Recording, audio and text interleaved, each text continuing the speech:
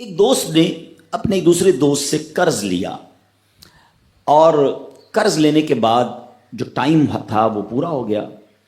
اب پیسے اس نے نہیں لوٹائے. بڑی کوشش کی اس نے کہ بھائی میری رقم واپس دے دیں, اس نے نہیں دیا. اب وہ یہ کیس لے کر عدالت میں چلا گیا اور جج صاحب سے جا کر اس نے کہا کہ اس نے میرے پیسے دینے اور یہ میری رقم نہیں لوٹا رہا. تو جج صاحب نے کہا کہ تمہارے پاس 30 دن ہیں, ود ان 30 days تم نے اس کے پیسے واپس لوٹانے ہیں, ورنہ پھر تمہارے خلاف فیصلہ ہو جائے گا. تو وہ شخص گھر گیا. اب اس نے کیا کیا, اس نے صبح سے لے کر شام تک درود پاک پڑھنا شروع کر دیے. 1 دن 2 دن 3 دن 27 دن ہو گئے. وہ درود پڑھتا رہا اور انتظار کرتا رہا. پیسے تو تھے نہیں, 30ویں دن عدالت میں پیش ہونا تھا. 27 دن گزر گئے, 28ویں رات آ گئی. خواب میں اس کو کسی نے آواز دی کہ گھبراؤ نہیں, تمہارا قرض ادا ہو جائے گا. اگلے دن پھر درود پاک پڑھتا رہا. اب نبی پاک کی خواب میں زیارت ہوئی. آقا علیہ الصلوۃ والسلام تشریف لائے, فرمائے گھبراؤ نہیں, تمہارا قرض ادا ہو جائے گا. تم علی بن عیسیٰ وزیر کے پاس جاؤ اور اس سے کہو وہ تمہارا قرض ادا کر دے گا. اب جب صبح اٹھا تو بہت خوش کہ نبی پاک کی زیارت مجھے ہو گئی. لیکن پھر خیال آیا کہ میں اگر وزیر صاحب کے پاس گیا اور انہوں نے مجھ سے کوئی ایویڈنس مانگ لیا, کوئی پروف مانگا, کہ میں کیسے مان لوں تمہیں نبی پاک نے بھیجا ہے, تو اس بات پر تو میرے پاس کوئی دلیل نہیں ہے. اب 30ویں رات آ گئی, آخری رات ہے, صبح عدالت میں جانا ہے. درود پاک پڑھتے پڑھتے سو گیا. سرور کائنات علیہ الصلوۃ والسلام نے خواب میں پھر کرم فرمایا. فرمایا علی بن عیسیٰ وزیر کے پاس جاؤ, وہ تمہارا قرض ادا کر دے گا. کہ حضور میں چلا تو جاتا, مگر اگر وہ مجھ سے یہ کوئی پروف مانگتا, کوئی ایویڈنس مانگتا, تو میں کیا جواب دیتا.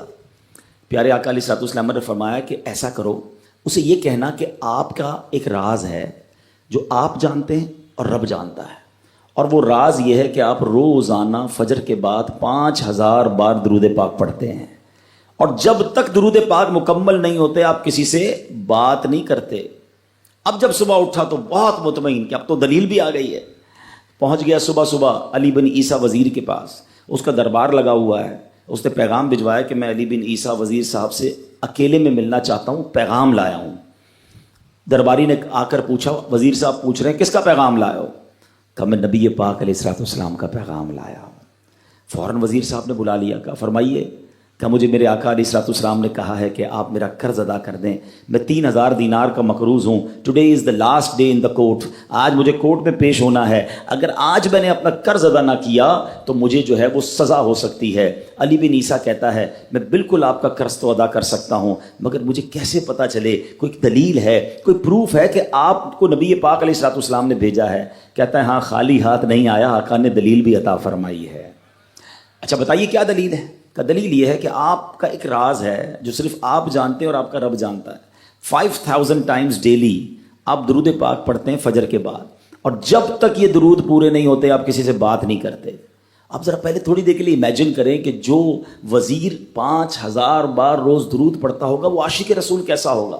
اس کی تو لاٹری نکل آئی نا, وہ تو خوشی سے جھوم اٹھا, کہتا مرحبا یا رسول اللہ, میرے درود پاک قبول ہو گئے, بہت خوش. اب ابھی بیٹھے آپ, کمرے میں گیا, واپس آیا اور 3000 نہیں 9000 دینار لے کر آیا.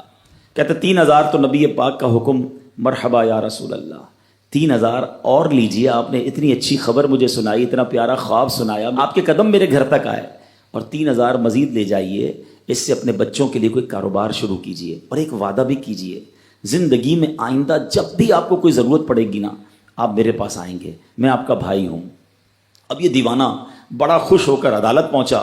اچھا everybody expecting over there, سب یہ سوچ رہے تھے کہ یہ اس نے آج گرفتار ہی ہونا ہے, کیونکہ تھا ہی کچھ نہیں اس کے پاس, پہلے ہی کہہ دیا تھا کہ میں کولیپس ہو گیا ہوں. اب عدالت میں جاتے ہی اس نے 3000 دینار جج صاحب کو دے دیے کہ صاحب اس کا میرا قرضہ ادا کر دیں, میں جو ہے وہ اپنے قرضے سے بری ہونا چاہتا ہوں. جج صاحب ہوتے ہیں, انہوں نے کہا قرضہ تو ادا کر دیں گے, پہلے بتاؤ پیسے لائے کدھر سے ہو؟ تم تو کہتے تھے پیسے نہیں تھے تمہارے پاس, اتنی بڑی رقم کیسے انتظام کی؟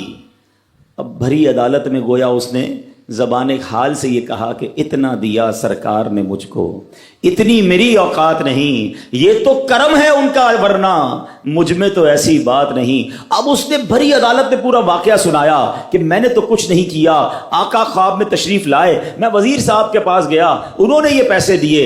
سنو اس زمانے کے جج بھی کیسے ہوتے تھے، وہ جج دوران عدالت اپنے کرسی سے اٹھ کر کمرے میں چلا گیا، تھوڑی دیر بعد جج صاحب واپس آئے اور 3000 دینار اس کے ہاتھ میں دیتے ہیں۔ کیا سارا ثواب علی بن عیسیٰ لے جائے گا؟ میں بھی تو آقا کا امتی ہوں، تمہارا قرضہ میں ادا کرتا ہوں۔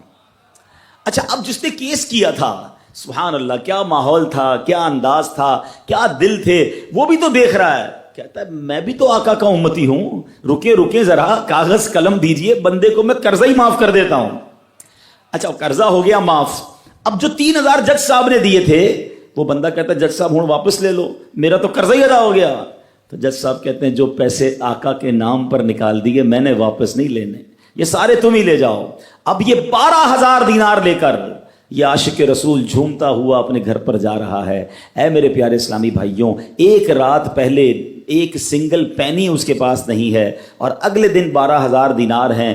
درود پاک وہ وظیفہ ہے جو دل سے پڑھا جائے تو سبحان اللہ یہ مصیبتوں کو ٹالنے والا وظیفہ ہے، یہ پریشانیوں کو دور کرنے والا وظیفہ ہے۔ اور یہ میں نہیں کہہ رہا، خود سرور کائنات علیہ الصلوۃ والسلام کی حدیث ہے جس کا مضمون ہے کہ جو پریشانیوں میں ہو، جو مصیبتوں میں ہو، اس کو چاہیے کہ مجھ پر درود پڑھے، کہ درود پریشانیوں کو لے جاتا ہے، مصیبتوں کو لے جاتا ہے۔ ایک شاعر نے کیا خوب لکھا ہے، اور واقعی حق لکھا ہے، ہر درد کی دوا ہے صلی علی محمد، ہر درد کی دوا ہے صلی علی محمد، تعویذ ہر بلا ہے صلی علی محمد۔